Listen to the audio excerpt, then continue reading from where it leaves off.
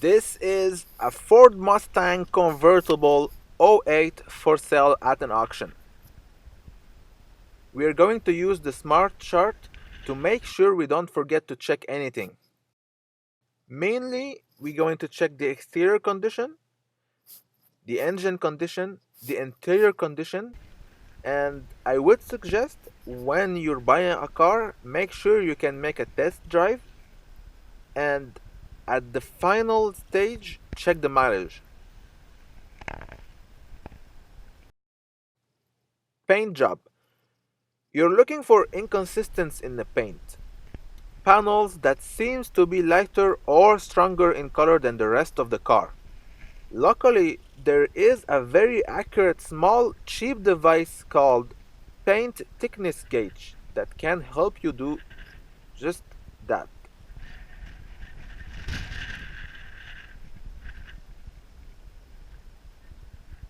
Body condition. As always, this should be the most obvious part. When you're walking around the car, look for any dings, broken parts, scratches, and rust.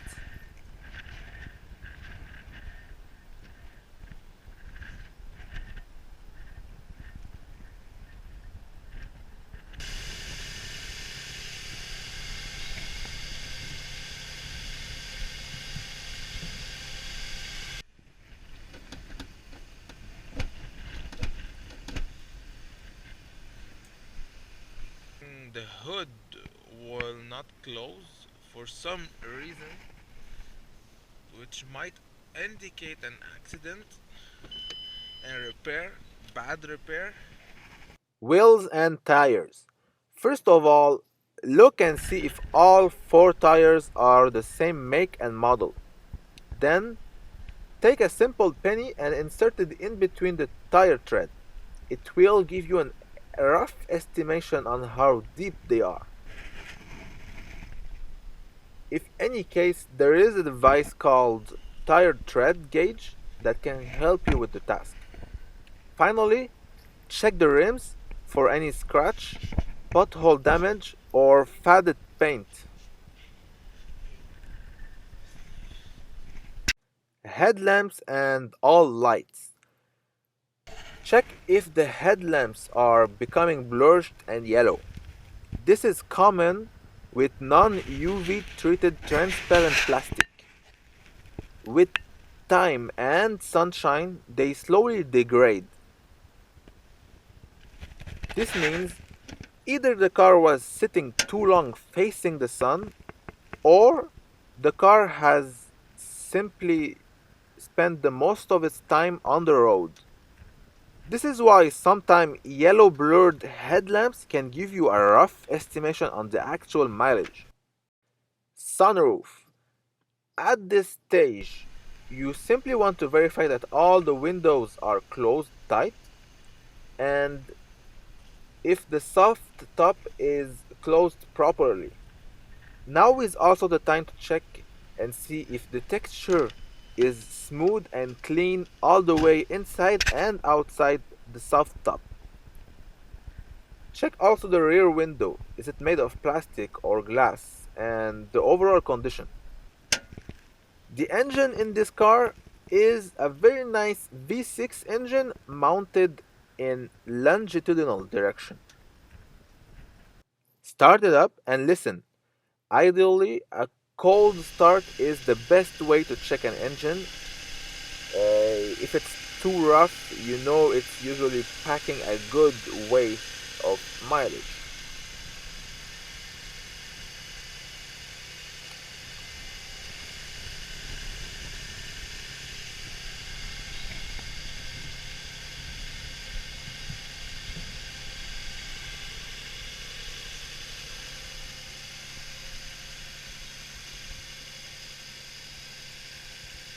Exhaust gas color.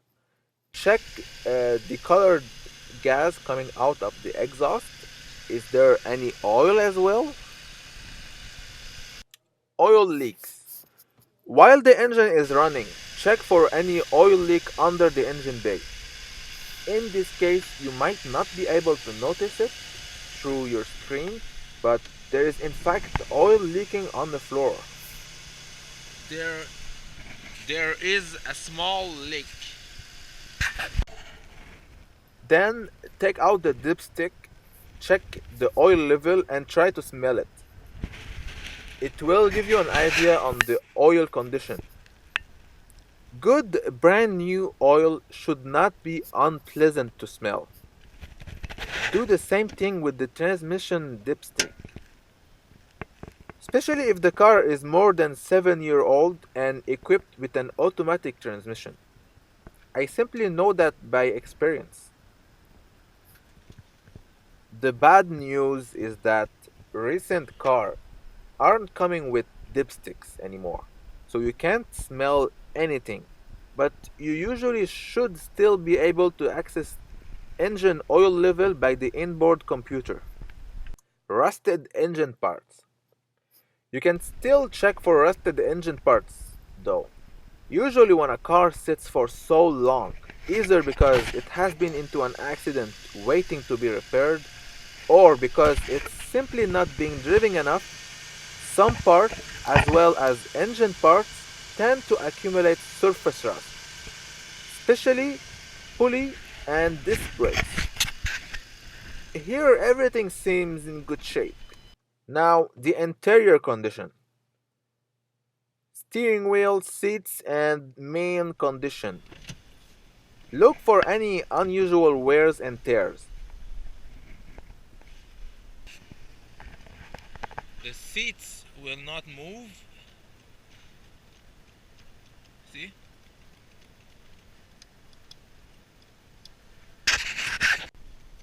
Any unusual condition on the steering wheel, seats, or switches could be caused by excessive use, which should indicate a relatively high mileage. All windows and convertible top. Check if everything is working properly. Open them up and close them down. In this case, I don't feel confident opening the roof all the way down. I feel it won't go back on.